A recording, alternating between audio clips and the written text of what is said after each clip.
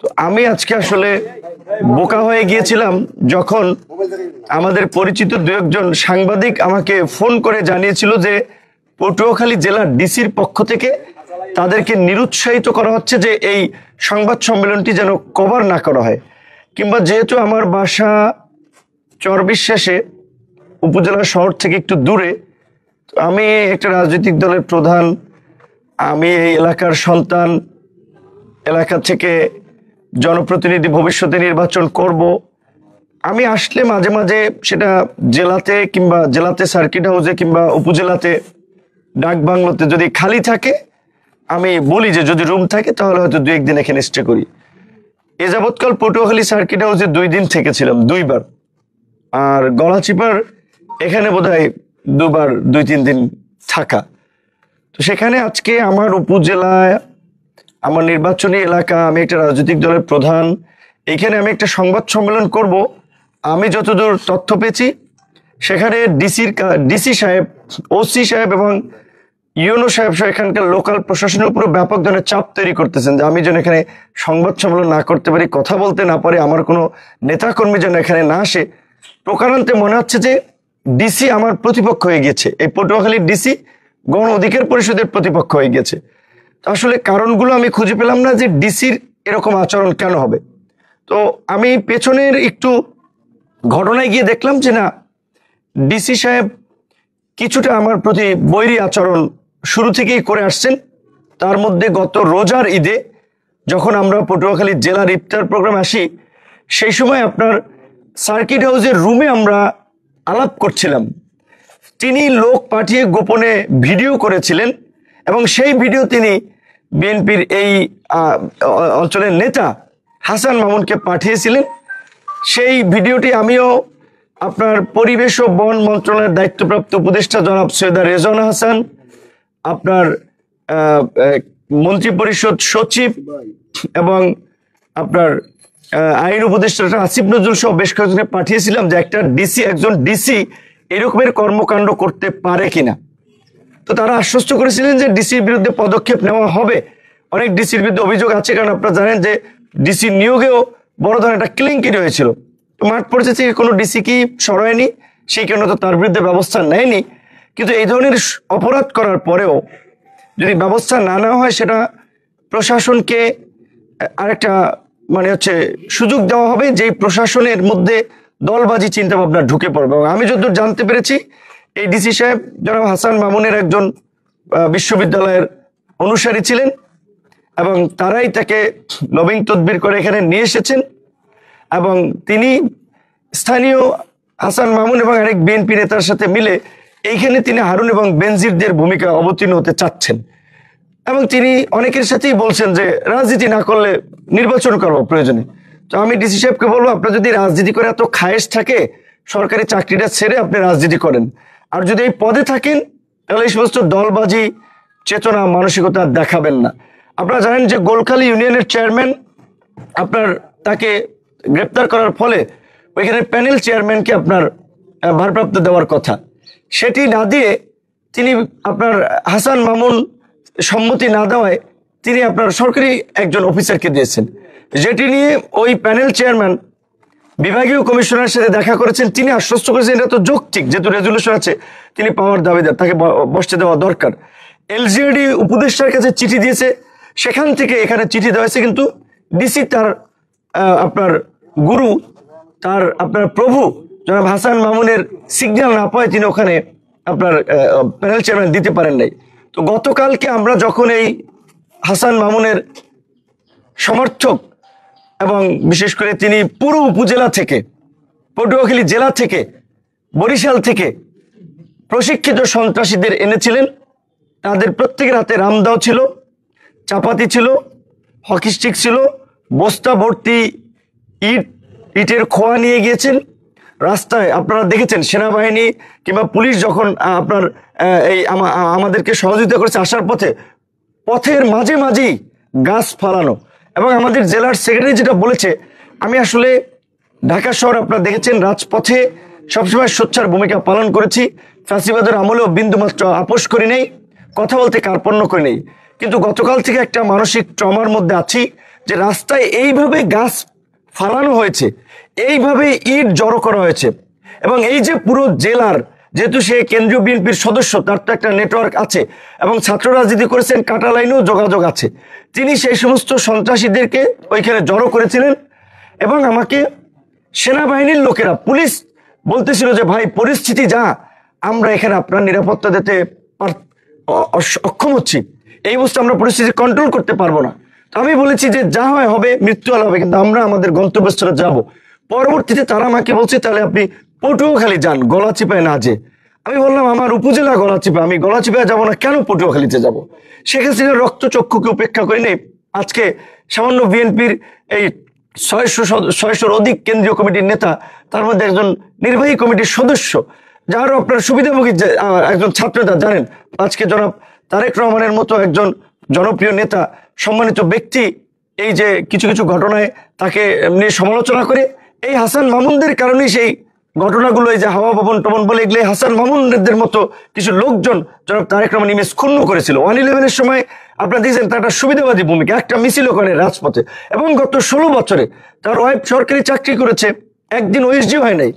আমার ওয়াইফ প্রাইমারির চাকরি করে গর্ভবতী হয়েও তার ছুটি কাটাতে গিয়ে আপনার মেডিকেল বোর্ড গঠন করে যে সে গর্ভবতী কিনা সে সত্যতা নিশ্চিত করে।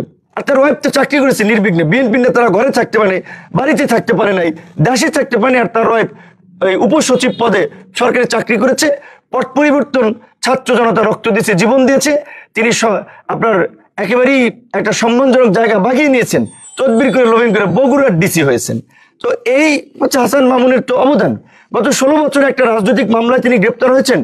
তিনি এই উপজেলায় কোনো জায়গায় একটা মিছিল মিটিং করেছে, আপনারা দেখেছেন। বিএনপির ভাই বোনদের প্রতি আমার প্রশ্ন, বরঞ্চ তিনি নৈতিকতা পরিপন্থী কাজ করেছেন, প্রশ্নফাঁস এবং জালিয়াতির সিন্ডিকেটের সাথে জড়িত ছিলেন, সেই অভিযোগে তিনি এখান থেকে গ্রেপ্তার হয়েছিলেন। এই রকমের একজন নেতা, অসৎ নেতা এবং এই রকমের বিতর্কিত লোক, সে আজকে বিএনপির সাইনবোর্ড ব্যবহার করে, বিএনপির লোকজনকে উচ্ছৃঙ্খল করে আজকে আমাদের নেতা কর্মীদের উপরে বিভিন্ন জায়গায় হামলা চালিয়েছে। গতকালকে গণ অধিকার পরিষদের গলাচিপা 10 মিনিট প্রত্যেকটি ইউনিয়নের অফিস, এমনকি ওয়ার্ডের অফিসও ভাঙচুর করেছে। অসংখ্য নেতা কর্মী আহত হয়ে কেউ বরিশাল চিকিৎসা নিচ্ছে, কেউ পটুয়াখালী চিকিৎসা নিচ্ছে, কেউ গলাচিপা চিকিৎসা নিচ্ছে। ঘটনার সূত্রপাত কোথা থেকে? আপনারা জানেন যে 11 তারিখ এই উপজেলা অডিটোরিয়ামে আপনারা সেদিন কভারেজ দিয়েছিলেন যে আমি একটা কথা বলেছিলাম যে চরবিশ্বাস একটা ইউনিয়নের একজন সভাপতি 4-5টা বিয়ে করেছে। 4-5টা বিয়ে কি ভালো লোক করে? যাদের চরিত্র নেই, লুজ ক্যারেক্টার যেটা বলে, চরিত্রহীন, তারাই তো এই সমস্ত ফষ্টি নষ্টি করে। 4-5টা বিয়ে করেছে। তো সেই বিএনপির এখন সভাপতি হাসান মামুনকে পয়সা দিয়ে তিনি হয়েছেন। বিএনপির ত্যাগী নেতারা তো অনেকেই গলাচিপা 10 মিনিট কমিটি থেকে বঞ্চিত আছে। আপনারা জানেন শাহজাহান খানের সাথে যারা রাজনীতি করেছে, যারা বিএনপি জন্ম দিয়েছেন এই এলাকায়, তারা কিন্তু অনেকেই কমিটিতে পদ পায়। এমনকি আমাদের এই বিপদের দিনেও গতকালকে এই সোহান সাহেব, সোরাব সাহেব, এই রেনু আক্তার সহ ছাত্রদল, যুব দলের, আবার এই বিএনপির একটা অংশের নেতা কর্মীরা কিন্তু আমাদের পাশেও ছিল। বিএনপির, আমি ঢালাওভাবে সবাইকে দোষ দেব না, বিএনপির কেন্দ্রীয় নেতৃবৃন্দ, বিএনপির চেয়ারম্যান, উপদেষ্টা সহ অনেকেই সার্বক্ষণিক যোগাযোগ রেখেছেন বিএনপির আপনার চেয়ারপারসনের অফিস থেকে, যে আমি এসেছি কিনা, সমস্যা হয়েছে কিনা, তারাও একটা যোগাযোগ রেখেছেন। কিন্তু আমার প্রশ্ন বিএনপির শীর্ষ নেতৃত্বকে, যে আপনাদেরকে বৃদ্ধাঙ্গুলি দেখাতে পারে নির্বাহী কমিটির একজন সদস্য, এইটা যদি আপনারা নিয়ন্ত্রণ করতে না পারেন, আপনারা রাষ্ট্র পরিচালনা কিভাবে করবেন আগামীতে যদি সরকার গঠন করেন? একজন হাসান মামুনকে যদি আপনারা নিয়ন্ত্রণ করতে না পারেন, গতকালকে চরবিশ্বাস ইউনিয়নে যেই ঘটনাটি ভুলভাবে এসেছে যে বিএনপির অফিসে নাকি ভাঙচুর চালানো হয়েছে, হামলা হয়েছে, দেখেন আপনারা এখানে জাতীয় মিডিয়ার দেশের মানুষ, বিএনপির অফিস এই আমলে ভাঙচুর করবে এমন লোক বাংলাদেশে আছে? বিএনপির অফিস ভাঙচুর করবে? নাই। কারণ দুইটা বড় রাজনৈতিক দল ছিল, আওয়ামী লীগ এবং বিএনপি। আওয়ামী লীগের পতন হয়েছে, আওয়ামী লীগ দেশ থেকে পালিয়ে গেছে, এখন আছে বিএনপি। সেখানে বিএনপির অফিসে ভাঙচুর করবে, এটা তো কল্পনাও করা যায় না। আমার নিজের গ্রাম, আমার ইউনিয়ন চরবিশ্বাস, আপনারা দেখেছেন, আপনারাই জানেন, আওয়ামী লীগের আমলেও এই আওয়ামী লীগের নেতারা আমার পরিবারের দিকে, আমার লোকজনের দিকে চক্ষু তুলে তাকায় নাই, একটা হুমকিধামকি হামলা করে নাই। সেখানে আমাদের কর্মী সভা চলছিল চরবিশ্বাস ইউনিয়নে, আমার প্রোগ্রাম চলছে বকুলবাড়িয়া, সেখানে আপনার এখানে সে চরবিশ্বাসে আপনারা দেখেছেন যে আমাদের এই কর্মী সভা চলাকালীন সময় তারা স্লোগান দিচ্ছে, তারা আমাদের লোকজনকে গালিগালাজ করছে। সেখানে যেহেতু একই গ্রামের একই ইউনিয়নের লোক, আমাদের দুজন দায়িত্বশীল নেতা, একজন আমার আপন ছোট ভাই, দুইজন লোক এসেছিল, তাদেরকে অনুরোধ করেছে যে ওইখানে যেহেতু একটা প্রোগ্রাম চলে, অনেক লোক, আপনারা ওই প্রোগ্রাম শেষে প্রোগ্রামটা করেন, নাহলে একটা উচ্ছৃঙ্খল উত্তেজিত পরিস্থিতি তৈরি হবে। এই কথা বলার সাথে সাথে আমার ছোট ভাইকে এবং আরেকজন যে পাশে ছিল তাদেরকে এই আপনার ছাত্রদল যুবদলের লোকেরা বাকের বিশ্বাসের কথায় তারা চেয়ার দিয়ে মাথায় আঘাত করেছে, চেয়ার ছোড়াছুড়ি করেছে। এবং এইখানে যে সমস্ত বেশ কিছু লোকজনের নাম ফেসবুকে এসেছে, এরা বাকের বিশ্বাসের সাথেই রাজনীতি করে, আওয়ামী লীগের অনেকে কিংবা যুবলীগের অনেকে বাকের বিশ্বাসের সাথে রাজনীতি করে। তারাই এই ঘটনাটা ঘটিয়ে আমার ইমেজ ক্ষুণ্ণ করার জন্য, আমার এলাকায় একটা খারাপ মেসেজ দেওয়ার জন্য এই কাজটি করিয়েছে এবং এর সমস্ত নির্দেশনা দিয়েছেন হাসান মামুন। সেই এলাকার ঘটনাকে কেন্দ্র করে সারা উপজেলায় গলাচিপায়, এমনকি 10 মিনিটে এই যে অফিস ভাঙচুর করা হলো, ব্যানার ফেস্টুন ছিঁড়ে ফেলো, নেতা কর্মীদের আহত করা হলো, এখনো রামদাও নিয়ে বিভিন্ন জায়গায় দৌড়াচ্ছে। গতকালকে আমি যখন ভোর রাত এখানে এসেছি, সকালবেলা এখান থেকে যাওয়ার পথে আমাদের বেশ কয়েকজন নেতা কর্মীকে, যে শহীদুল মোল্লা, বিএনপির সম্ভবত সাংগঠনিক সম্পাদক নাকি, তিনি আপনার এইখানে আপনার চৌরাস্তা থেকে মেরেছেন। ছাত্রদলের একটি ছেলে সভাপতি দুর্জয় নাম, মাদক নিয়ে পথে নেশাগ্রস্ত ছেলে পেলে। আমি বিএনপির নেতৃবৃন্দকে বলবো, আপনারা এই ঘটনাটা নিরপেক্ষ তদন্ত করুন এবং এই কমিটিতে বা এই যে হামলা মামলা যারা করেছে এর মধ্যে কতজন মাদকাসক্ত আপনারাই পরীক্ষা করে দেখুন। তো এই সমস্ত ছেলেদেরকে দিয়ে আপনারা এই আমাদের লোকজনকে হামলা করেছে। এবং আপনারা এই এলাকার সন্তান সাংবাদিক হিসেবে আপনারা দেখবেন যে সোশ্যাল মিডিয়াতে প্রতিনিয়তই আমাকে নিয়ে বাজে কমেন্টস করে, বাজে পোস্ট দেয়। এইগুলো আমরা আমল দিই না, কারণ এলাকার সিসকি নেতা ছোকরা ফোকরা কি বললো এইগুলো নিয়ে তো আমাদের মাথা ঘামানোর সময় নেই। আমরা দেশ জাতি বিশ্বকে নিয়ে ভাবি। আজকে আপনারা দেখেছেন, বলতে গেলে যে বিএনপি যে ডিসেম্বরে নির্বাচন চায়, গণ অধিকার ব্যতীত কোন রাজনৈতিক দল বিএনপির সাথে এইভাবে শক্তভাবে ডিসেম্বরে নির্বাচনের পক্ষে জোরালো জনমত দেয়নি। বিএনপির নেতাদের চরিত্র হনন করা হচ্ছে, যে আপনার সালাউদ্দিন সাহেব থেকে মির্জা ফখরুল, রুমিন ফারহানা, যে ভারতের দালাল, এইটা সেটা। সেখানে গণ অধিকার পরিষদের নেতৃবৃন্দ সভাপতি হয়ে আমরা সেটার প্রতিবাদ করি, কারণ আমরা মনে করি যে রাজনীতিতে একটা সৌন্দর্য শিষ্টাচার থাকা দরকার। এইভাবে যদি সিনিয়র মানুষকে নিয়ে নানা ধরনের অপপ্রচার প্রপাগান্ডা ছড়ায়, আজকে একজনকে নিয়ে ছড়িয়েছে, কালকে আমাকে নিয়ে ছড়াবে, সেই জায়গা থেকে আজকে জাতীয় পর্যায় থেকেও আমাদের এত একটা বোঝাপড়া, জাতীয় রাজনীতিতে সমস্ত রাজনৈতিক দলগুলোর এত একটা আন্তরিকতা, সেখানে লোকাল পর্যায়ে আমার উপজেলায় এক হাসান মামুন বিএনপির সাইনবোর্ড ব্যবহার করে এই ঘটনা ঘটালো। আমি শুধুমাত্র ডক্টর ইউনূসের সাথে জনাব তারেক রহমানের মিটিং, এই কারণে ওনাকে এই ছোট বিষয়ে জানায়নি।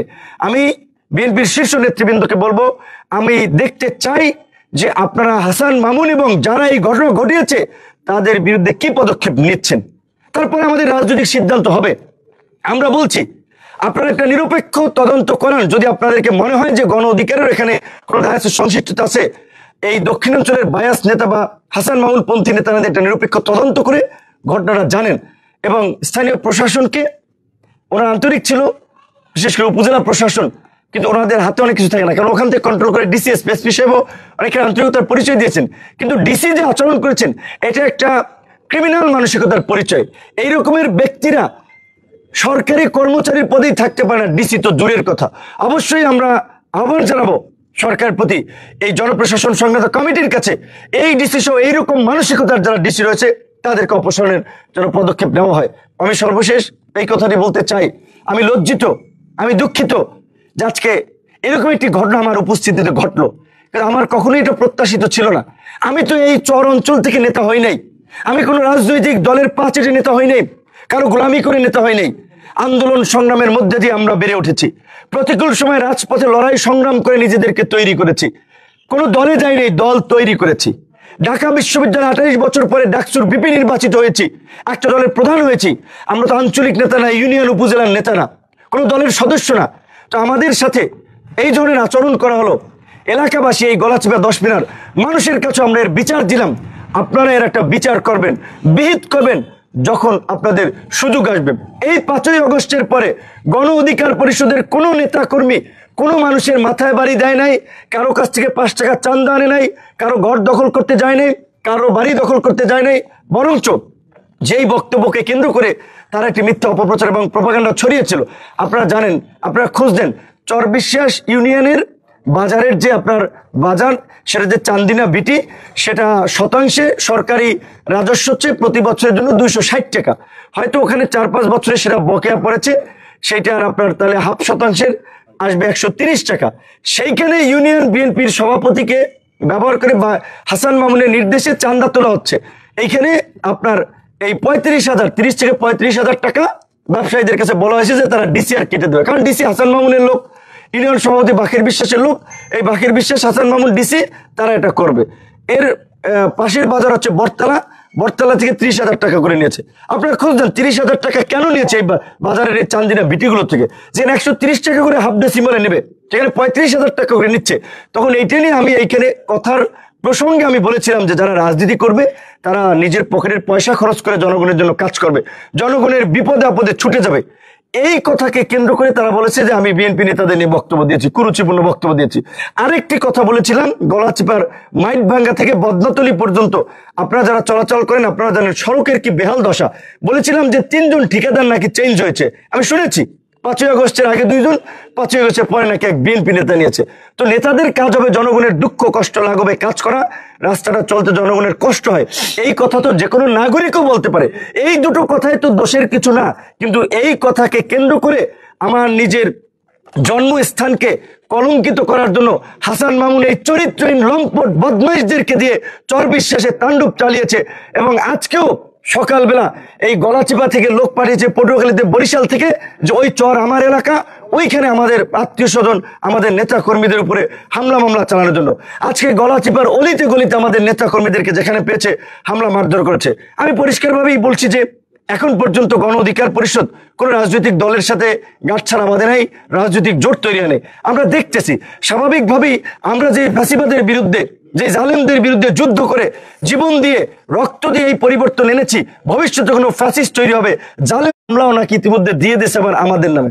মানে আওয়ামী লীগের আমার ডাক, এই সাবেক ডাকসুর বিপি আমানুল্লাহ আমান থেকে বিভিন্ন ছাত্র তারা দেখতে গিয়েছিলেন, সেই ডাকসুতে আমার বিরুদ্ধে মানিব্যাগ থেকে টাকা চুরির মামলা দিয়েছে, গড়ি চুরির মামলা দিয়েছে। তো আজকে এই জুলাই গণ অভ্যুত্থান পরবর্তীতেও অভ্যুত্থানের প্রেক্ষাপট তৈরিতে ভূমিকা রাখলাম আমরা, ফ্যাসিবাদকে তাড়ালাম আমরা। আজকে এই পরিস্থিতিতেও এলাকায় আজকে আমাদেরকে অবরুদ্ধ করে রাখা হয়, আমাদের নেতা কর্মীদেরকে দাঁড়াতে দেয় না, গণসংযোগ করতে দেয় না, প্রচার করতে দেয় না। এবং আপনাদেরকে একটা কথা বলে রাখি, এই বিষয়গুলো সবার জানা দরকার। ঈদের আগে আমাদের যুব অধিকার পরিষদের এক নেতাকে বেধড়ক হঠাৎ করে আপনার থানার সামনে ওসির উপস্থিতিতে মারধর করেছে। পরে হাসান মামুন ফোন করে সেই ঘটনাকে আপনার ধামাচাপা দিয়ে মিনিমাইজ করেছে। আমাদের বদনা এই রতনদী তালতলির এক নেতাকে মেরে আপনার চক্ষু কালো করে দিয়েছে। হসপিটালে চিকিৎসাধীন অবস্থায় উপজেলার নেতৃবৃন্দ যারা, তারা একটা সমঝোতার স্বাক্ষর নিয়েছে। আমি যখন এই জেলাতে প্রথম আসি এই অভ্যুত্থানের পরে 6 সেপ্টেম্বর, সেদিন আমি পটুয়াখালীতে প্রকাশ্যে বক্তৃতায় বলেছিলাম, আমখলা থেকে আসার পথে এই হাসান মামুনের লোকেরা আমার নেতা কর্মীদের উপরে আক্রমণ করেছিল। তো হাসান মামুনের যে আচরণ, এইটা কিন্তু এই আজকে একদিনে ঘটে নাই, 2 দিনে ঘটে নাই, এইটা কিন্তু এই অগস্টের পরে বিশেষ করে বিএনপি আমাদেরকে আশীর্বাদের পরিবর্তে যে একটি অভিশাপের চিঠি দিয়েছে, সেই চিঠির কারণেই আসলে আমাদের সাথে হাসান মামুন এই সাংঘর্ষিক পরিস্থিতিটা তৈরি করে রেখেছে। আশীর্বাদকে তারা তাদের হয়তো মিত্র বা রাজপথে আন্দোলন সংগ্রাম আমরা করেছি, তারা একটা চিঠি দিয়েছিল তাদের নেতা কর্মীদেরকে সহযোগিতা করার জন্য, অর্থাৎ এলাকায় যেন তারা বাড়াবাড়ি না করে, কারণ তারা হাসান মামুন সম্পর্কে তো জানে। কিন্তু সহযোগিতা তো করেই নেই, বরঞ্চ পদে পদে অসহযোগিতা, হামলা মামলা আপনারা দেখেছেন। সেটা বলছে যে সহযোগিতার আশীর্বাদ অভিশাপে পরিণত হয়েছে।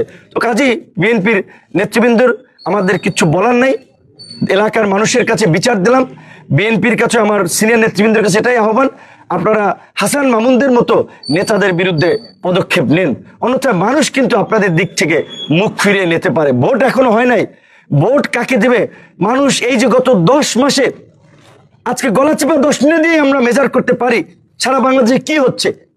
এই অবস্থায় মানুষ অতিষ্ঠ। এইখানে দায় কাদের? বড় দল হিসেবে, বড় নেতা হিসেবে যারা আছেন তাদের বেশি দায়িত্ব। সুতরাং আপনার এলাকায় শান্তি শৃঙ্খলা প্রতিষ্ঠা করার জন্য আপনাদের নেতা কর্মীদেরকেও সংযত হতে বলেন, হাসান মামুনদের মতো অতি উৎসাহী তাদের বিরুদ্ধে ব্যবস্থা নেন, নাহলে এটা বিএনপির জন্য একটা বড় ধরনের অশনি সংকেত হতে পারে। এবং পুলিশ প্রশাসনকে আমি অনুরোধ করব, এই রকমের ঘটনার সাথে যারা জড়িত আপনারা সব মামলা নেন, চাপে ধরেন না। পুলিশ সব প্রশাসন যদি মাজা শক্ত করে এখন তাদের কার্যক্রম না করতে পারে, তাহলে তারা আগামীতে নির্বাচন পরিচালনা করতে পারবে না, তারা আগামীতে সুষ্ঠু নির্বাচন করতে পারবে না।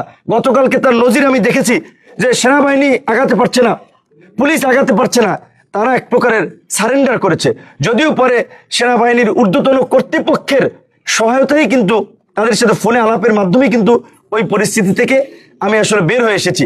এখানে রাজনৈতিক কোনোভাবে কোনো ওই রকমের সহযোগিতা এই পরিস্থিতি উত্তরণ হয় নাই, পুলিশেরও ব্যবস্থাপনা নেই। কার্যত সেনাবাহিনীর উচ্চ কর্মকর্তাদের সাথে কথা বলার পরেই তারা একটা পদক্ষেপ নিয়েছে, তাদেরকেও ধন্যবাদ জানাই। এবং আমি এলাকার সন্তান হিসেবে আরো 2-4 দিন এলাকায় থাকবো। আমি যেই গণসংযোগ শুরু করেছি, আমার প্রত্যেকটি গ্রামে পাড়া মহল্লায় যাওয়া, আমি সেটি অব্যাহত রাখবো। আমি পরিষ্কারভাবে বলতে চাই, আমাদের কোনো নেতাকর্মী বিএনপির কোনো কারো উপরে হামলা করে না, সভা সমাবেশে বাধা দেয় না। দয়া করে আপনারা আপনাদের রাজনীতি করুন, আপনারা কেন আমাদের রাজনীতিতে বাধা দেবেন, কেন আমাদের কার্যক্রমে বিঘ্ন ঘটাবেন? এই ধরনের হীন কর্মকাণ্ড থেকে আপনারা ফিরে আসেন। ধন্যবাদ আপনাদেরকে। যদি আপনাদের কোনো প্রশ্ন না থাকে, কর্মসূচি বা প্রোগ্রাম আছে কিনা? প্রোগ্রাম আমি তো বিশেষ করে আসলে আপনার আগে কখনো এইভাবে এলাকায় সব জায়গায় যাওয়া হয়নি, এখন কিন্তু বিভিন্ন জায়গায় গণসংযোগ করছি। কালকে আমার আজকে তো 10 মিনিটের প্রোগ্রাম ছিল, যেহেতু 144 যারা জারি করেছে, এখন আমরা আইন প্রণেতা হিসেবে সংসদে যেতে চাই, আইন বানাতে চাই, দেশে স্থিতিশীলতা শান্তি শৃঙ্খলার কথা বলি, আইনের প্রতি তো আমাদের শ্রদ্ধাশীল হতে হয়। সেই কারণে আমি আইনের প্রতি শ্রদ্ধা দেখি আমি আজকে আমার কর্মসূচি স্থগিত করেছি, যে 144 জনের কারণে। আগামীকালকে আমার 10 মিনিটের কর্মসূচি আছে, পরের দিন পটুয়াখালীতে কর্মসূচি আছে, এবং এর মধ্যে যেহেতু আমার একেবারে নিজের জন্মভূমি গ্রাম চরবিশ্বাস, সেখানে একটা তাণ্ডব চালিয়েছে, আমার আপন ছোট ভাই আহত হয়েছে, সমস্ত অফিসগুলো ভেঙে তছনছ করেছে। এই যে সমস্ত জায়গায় অফিসগুলো ভেঙে তছনছ করেছে, এগুলো আমি পরিদর্শন করে তারপরে আমি ঢাকায় যাব। যদিও ঢাকায় আগামীকালকে যাওয়ার পূর্ব নির্ধারিত আসলে সূচি ছিল, কিন্তু এলাকার যে পরিস্থিতি ঘটে গিয়েছে, আমাদের নেতা কর্মীদেরকে আমি বিপদের মধ্যে রেখে, দুর্যোগের মধ্যে রেখে আমি তো পালিয়ে যাওয়ার পাত্র না, আর আমি যেতে পারি না। আমি এলাকার পরিবেশ স্বাভাবিক দেখতে চাই, এলাকার শান্তি শৃঙ্খলা দেখতে চাই, তারপরেই আমি ঢাকায় মুভ করবো। ধন্যবাদ। আপনার দলের প্রধান হিসেবে আপনার দল থেকে আরো দলের নেতা নেতৃবৃন্দ আছে, তাদের নিয়ে কি আপনার কোনো পরিকল্পনা এই বিষয় নিয়ে আছে? না, এখন ইতিমধ্যেই এই যে প্রত্যেকটা ইউনিয়ন অফিস ভাঙচুর করেছে, অসংখ্য নেতাকর্মী আহত হয়েছে, 2টা মোটরসাইকেল জ্বালিয়ে দিয়েছে, 5-7টা মোটরসাইকেল ভাঙচুর করেছে। এই ঘটনাগুলোর আমার একটা মামলা আমরা বলেছি নেতাকর্মীদেরকে, যে এখানে যে ঘটনাগুলো ঘটছে সেগুলো তথ্য প্রমাণ সংগ্রহ করে আপনারা মামলা করেন, কারণ নাহলে তো আপনারা অনিরাপদ। মামলা করে আপনারা প্রশাসনের কাছে সহায়তা চান। তবে আমি আসলে গতকালকে থেকে আমি ফোনে এক প্রকার যোগাযোগ বিচ্ছিন্ন ছিলাম, যেখানে আমাদের নেতৃবৃন্দের সাথে ওইভাবে যোগাযোগ করতে পারিনি। তাৎক্ষণিকভাবেই আমাদের শীর্ষ নেতৃবৃন্দ থেকেও বিএনপির শীর্ষ নেতৃবৃন্দের সাথে যোগাযোগ করা হয়েছে। আমরা বিএনপির শীর্ষ নেতৃবৃন্দের ভূমিকা দেখেই আমাদের পরবর্তী করণীয় এবং কর্মকৌশল ঠিক করব। তবে আমরা চাই যে রাজপথের আন্দোলন সংগ্রামের সহযোগী বন্ধু প্রতিম সংগঠন হিসেবে বিএনপি এই ঘটনায় শক্ত পদক্ষেপ নিয়ে একটা দৃষ্টান্ত স্থাপন করবেন। বাট যদি তারা কোনো ধরনের পদক্ষেপ না নেয়, তারা যদি এই ধরনের কর্মকাণ্ডকে প্রশ্রয় দেয়, তাহলে আমরা আমাদের তো নিজস্ব দলীয় কিছু কর্মসূচি প্রোগ্রাম থাকবে। যে ভাই, একটা বিষয় হচ্ছে যে হাসান মামুন সাহেব সে একটা ফেসবুকে পোস্ট দিয়েছে যে গতকালকে রাত আপনাকে যাতে নির্বিঘ্নে পৌঁছে দেয় সেনাবাহিনী এবং তার নেতা কর্মীদের শান্ত থাকার জন্য, এই বিষয়ে আসলে কিছু বলুন। এইটার সাথে আরেকটা সম্পৃক্ত আছে। তিনি আমাদের সাথে বলছে যে আপনার গত কয়েকদিনের বিএনপি সম্পর্কে কিছু উত্তেজনামূলক উস্কানিমূলক বক্তব্যের কারণে এই পরিবেশ সৃষ্টি হয়েছে, এই পরিস্থিতি সৃষ্টি হয়েছে। দেখেন, হাসান মামুন ঢাকা বিশ্ববিদ্যালয় থেকে পড়াশোনা করেছে, একজন ছাত্র নেতা। তো রাজনীতিবিদদের তো সমালোচনা শুনতে হবে। আমাকে নিয়ে তো কত বাজে ধরনের কুরুচিপূর্ণ মন্তব্য করে, আমি তো কারো মাথায় বাড়ি দিতে যাই না। আর বিএনপি একটা বৃহৎ রাজনৈতিক দল, যাদের সরকার গঠনের সম্ভাবনা আছে, সেখানে বিএনপির ভালো কাজ নিয়ে প্রশংসা, খারাপ কাজ নিয়ে সমালোচনা থাকবে। আমি এটা গতানুগতিক একটা কথা বলেছে, আওয়ামী লীগের আমলে এরকম বলতো যে নেত্রীকে নিয়ে কটূক্তি করেছে, বঙ্গবন্ধুকে নিয়ে কুরুচিপূর্ণ কথা বলেছে, তাই তারা হামলা করেছে। এই পটুয়াখালীর এই যে আজকে হাসান মামুন যে বীরত্ব দেখিয়েছেন, বিপি নূরকে অবরুদ্ধ করে তার নেতা কর্মীদের বীরত্ব দেখেছেন, তিনি বীর পুরুষ। তো এই বীর পুরুষেরা তো গলা চিপায় 16 বছরে 16 দিন মিছিল করতে পারে নাই। পটুয়াখালীতে তো একটা প্রোগ্রাম করতে পারে। আপনারা দেখেছেন যে গরু ছাগলের মতো প্রোগ্রাম মিছিল নিয়ে এসে পিটাইয়ে তাদেরকে ওইখান থেকে বিতাড়িত করছে। তো ওই বীরত্ব তো তারা পটুয়াখালীতেও দেখাতে পারে না। আজকে ছাত্র দলের ছেলেরা, যেখানে এই ছাত্র দলের কেন্দ্রীয় সভাপতি এই রাকিব নাসির, তারা জানে ঢাকা বিশ্ববিদ্যালয় থেকে কিভাবে তাদের সাথে নিয়ে কাঁধে কাঁধ মিলিয়ে ছাত্রলীগের বিরুদ্ধে লড়াই করেছি। সে আজকে উপজেলার ছাত্র দলের নেতা কিংবা জেলার ছাত্র দলের এই সমস্ত নেতারা আমাদের নিয়ে বাজে কথা বলে। এবং আপনি যেই কথাটি বলেছেন, এই কথার মধ্যে এই ঘটনার ইঙ্গিত নিয়ে তো হাসান মামুনকে, বিপিনুরকে সুরক্ষা দেওয়ার, তার নেতাকর্মীদেরকে সরে যাওয়ার বা বিশৃঙ্খলা না করার, তাহলে তিনি নির্দেশ দিয়েছেন, যেই কারণে আবার তিনি সেটা প্রত্যাহার করছেন। তো ঘটনা তো তিনি ঘটাচ্ছেন। তিনি যে মিনিটে মিনিটে ফেসবুকে পোস্ট দিচ্ছেন সেনাবাহিনী যাচ্ছে, সহযোগিতা করা হবে। হাসান মামুনকে এলাকার এমপি না মন্ত্রী? হাসান মামুন কে? বিএনপির ছোট্ট একটা অংশের প্রতিনিধিত্ব করে। বিএনপির এখানে আরো অনেক নেতাকর্মী আছে যারাই হাসান মামুনের বিরুদ্ধে, এবং তাদের মধ্যেই সংঘর্ষ প্রায় লেগে থাকে। এই বাকির বিশ্বাসের বিরুদ্ধেও কিছুদিন আগে বাকির বিশ্বাসী বিএনপির লোকেরা তাকে মারধর করেছে, তারা বিএনপির আরেক গ্রুপের সাথে তাদেরকে মারধর করেছে। সেখানে তিনি এটা হচ্ছে অযাচিত এবং এটা উপযাজক হয়ে এই সমস্ত কথাবার্তা বলে নিজেদের হিরোগিরি হ্যাডামগিরি দেখাচ্ছেন। তো এই হিরোগিরি হ্যাডামগিরি অনেক আওয়ামী লীগের নেতারাও দেখিয়েছে, পরে তো দেখেছেন তাদের পরিণতি কি হয়েছে, দেশেও থাকতে পারে নাই। একসময় প্রকাশ্যে বক্তব্য বলছিলাম, গুলিস্তানে মজিব কোট কেনার লোক থাকবে না, মজিব কোট পরে রাস্তায় কেউ বের হবে না। তো কাজে এই যে আজকে হাসান মামুনের সাথে যারা লাফাচ্ছে কিংবা হাসান মামুনের মতো যাদের আচরণ, আপনাদেরকে সাক্ষী রেখে বললাম, তাদের পরিণতিও আপনারা দেখবেন। এই দেশের মানুষ কাউকে ক্ষমা করে না। নির্বাচন তো আগামী আসতেছে, নির্বাচনে ব্যালটই তার জবাব মানুষ দেবে। ধন্যবাদ। 144 ধারা জারি সম্পর্কে কিছু বলবেন কি? 144 ধারা আসলে এটা হচ্ছে এখন মানে বলতে গেলে তো মনে হচ্ছে যে আমার প্রোগ্রাম থামানোর জন্য 144 ধারা দিয়েছে।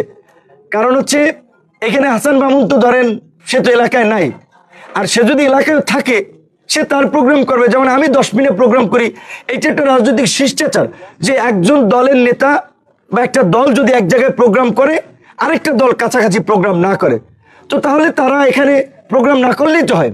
আমাদের অফিস ভাঙচুর হয়েছে, আমাদের নেতা কর্মীদের উপরে হামলা হয়েছে, তার প্রতিবাদে আজকে বিকাল 4টায় মিছিল ছিল, সেখানে 144 যারা দিয়েছে। কারণ হাসান মামুনের লোকেরা সেখানে হামলা করবে, পুরো গলা চিপায় অস্ত্রশস্ত্র জোগাড় করেছে। এখন প্রশাসন তাদের দায় এড়াতে এই হাসান মামুনের সন্ত্রাসীদেরকে নিবৃত্ত করতে না পেরে 144 যারা জারি করেছে। এটা প্রশাসনের অক্ষমতা, প্রশাসনের দুর্বলতা, এবং এই দুর্বলতাগুলো যদি প্রশাসন কাটিয়ে উঠতে না পারে, তাহলে এই প্রশাসনকে দিয়ে কোনোভাবেই আগামীতে একটা সুষ্ঠু নির্বাচন সম্ভব নয়। এটা কিন্তু দেশের মানুষ এখন পরিমাপ করছে, কথা বলছে।